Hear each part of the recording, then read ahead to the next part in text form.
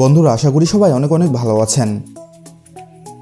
আজকে আমরা ইউরোপ মহাদেশের একটি দেশ ইউক্রেন সম্পর্কে জানব।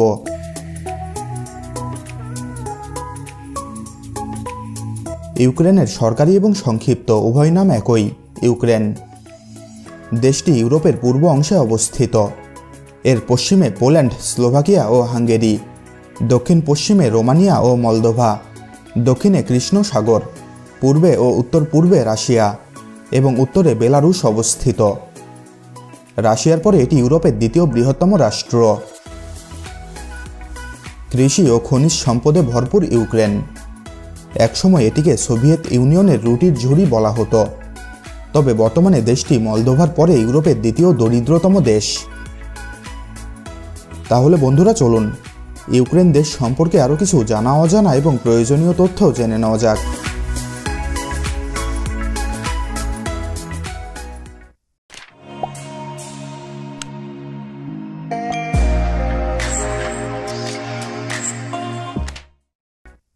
নবম শতক থেকে ইউক্রেনের উত্তর অংশ কিয়েভান রাশিয়ার অংশ ছিল। 1300 শতকে মঙ্গল আক্রমণে এটির পতন ঘটে। বহু শতাব্দী ধরে ইউক্রেন বিভিন্ন বিদেশি শক্তির পদানত ছিল। এদের মধ্যে আছে পোল্যান্ড ও রুশ সাম্রাজ্য। 1918 সালে ইউক্রেনে বলশেভিক সাম্যবাদী সরকার প্রতিষ্ঠিত হয়। 1922 সালে সোভিয়েত ইউনিয়নের 4টি প্রতিষ্ঠাতা সদস্যের অন্যতম প্রজাতন্ত্র ইউক্রেন। তবে পরবর্তীতে 1991 সালে তারা স্বাধীনতা ঘোষণা করে এবং 1 ডিসেম্বরের গণভোটে জনগণ তাতে সমর্থন দেয়। ইউক্রেনের এই ঘোষণা সোভিয়েত ইউনিয়নের পতনে বড় ভূমিকা রাখে। 6,03,628 বর্গ কিলোমিটার আয়তনের এই দেশটিতে প্রায় 4,20,00,000 মানুষের বসবাস। আয়তনের দিক দিয়ে এটি বিশ্বের 45তম দেশ। ইউক্রেনের সরকারি ভাষা ইউক্রেনিয়ান। দেশটির প্রায় 68% মানুষ এই ভাষায় কথা বলেন। এছাড়াও দেশটির প্রায় 30% মানুষ রাশিয়ান ভাষাতে কথা বলেন, যা এটিকে ইউক্রেনের দ্বিতীয় প্রধান ভাষাতে পরিণত করেছে। দেশটির সিংহভাগ মানুষ খ্রিস্ট ধর্মে বিশ্বাসী। মোট জনসংখ্যার প্রায় 65% মানুষ খ্রিস্টান ধর্মের অনুসারী। এছাড়াও দেশটিতে 17% এমন মানুষ বসবাস করে যারা কোনো ধর্মেই বিশ্বাসী নয়। এখানে ইসলাম ধর্মে বিশ্বাসী মানুষের সংখ্যা মাত্র 1%। কিয়েভ ইউক্রেনের রাজধানী ও বৃহত্তম শহর। শহরটি দেশটির উত্তর কেন্দ্রীয় অংশে অবস্থিত। এটি পূর্ব ইউরোপের গুরুত্বপূর্ণ শিল্প, বৈজ্ঞানিক, শিক্ষা ও সাংস্কৃতিক কেন্দ্র। এই শহর অনেক উচ্চ প্রযুক্তির শিল্প, উচ্চ শিক্ষা প্রতিষ্ঠান এবং বিশ্ববিখ্যাত ঐতিহাসিক স্থাপত্যের কেন্দ্র। শহরের পরিকাঠামো অত্যন্ত উন্নত এবং জনপরিবহন ব্যবস্থাও অত্যন্ত উন্নত। 2018 সালের জুলাই মাসের হিসেবে কিয়েভের জনসংখ্যা প্রায় 30 লাখ, যা শহরটিকে ইউরোপের 7ম বৃহত্তম জনবহুল শহরের মর্যাদা দিয়েছে। দেশটিতে আর্দ্র মহাদেশীয় জলবায়ু বিদ্যমান। গড় বার্ষিক তাপমাত্রা উত্তরে 5 থেকে 7 ডিগ্রি সেলসিয়াস এবং দক্ষিণে 11 থেকে 13 ডিগ্রি সেলসিয়াসের মধ্যে থাকে। ইউক্রেনের রাজনীতি একটি রাষ্ট্রপতি শাসিত প্রতিনিধিত্বমূলক বহুদলীয় গণতান্ত্রিক প্রজাতন্ত্রের কাঠামোয় পরিচালিত হয়। নির্বাহী ক্ষমতা মন্ত্রিসভার হাতে ন্যস্ত।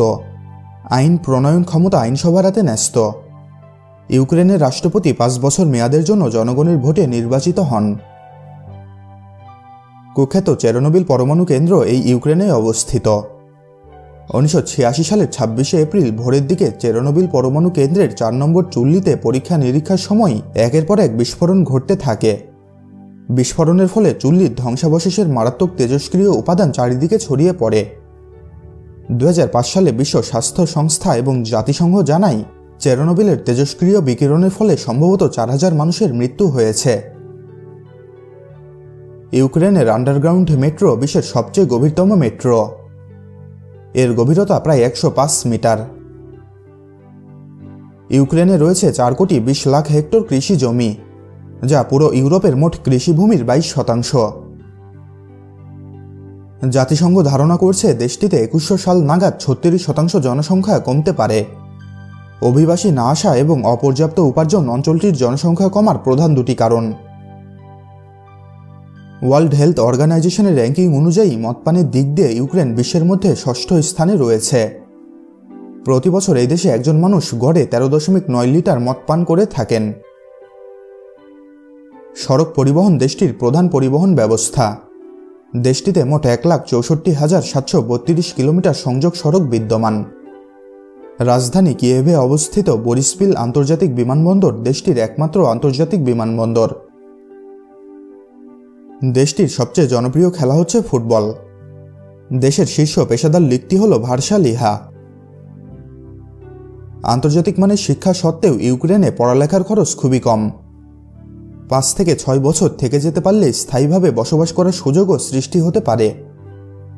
ইউক্রেনে অবস্থিত ছাত্ররা দ্বিতীয় বছরে উঠে টিউশন ফি প্রদানের পর ইউরোপের অন্যান্য দেশে ভিজিটে যেতে পারে। সোভিয়েত আমলে ইউক্রেনের অর্থনীতি সোভিয়েত ইউনিয়নের দ্বিতীয় বৃহত্তম ছিল। সোভিয়েত ইউনিয়ন থেকে বেরিয়ে আসার পর দেশটি পরিকল্পিত অর্থনীতি থেকে বাজার অর্থনীতিতে চলে আসে। আর এই অর্থনৈতিক স্থানান্তর দেশটির সংখ্যাগরিষ্ঠ জনগোষ্ঠীর জন্য অত্যন্ত কঠিন ছিল। দেশটির দারিদ্র্যে ডুবে যাওয়ার এটাই প্রধান কারণ। তবে বর্তমানে দেশটি শিল্পক্ষেত্রে এগিয়ে যাচ্ছে। ইউক্রেনের সরকারি মুদ্রা ইউক্রেনীয় রিভনিয়া। 1 রিভনিয়া সমান প্রায় বাংলাদেশি 3 টাকা 58 পয়সা এবং 3 ভারতীয় রুপি। দেশটির মোট জিডিপি প্রায় 134 বিলিয়ন মার্কিন ডলার এবং মাথাপিছু আয় প্রায় 3220 মার্কিন ডলার। ইউক্রেনের ডায়ালিং কোড হচ্ছে +380।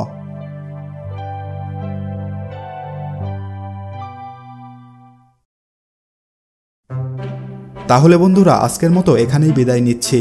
নিয়মিত চ্যানেলটির আপডেট পেতে চ্যানেলটি সাবস্ক্রাইব করে রাখুন। আর ভিডিওটি ভালো লেগে থাকলে ভিডিওটিতে একটি লাইক দেবেন, আর ভালো না লেগে থাকলে তো ডিসলাইক বাটন আছেই। ভিডিওটি বন্ধুদের সাথে শেয়ার করতেও কিন্তু ভুলবেন না।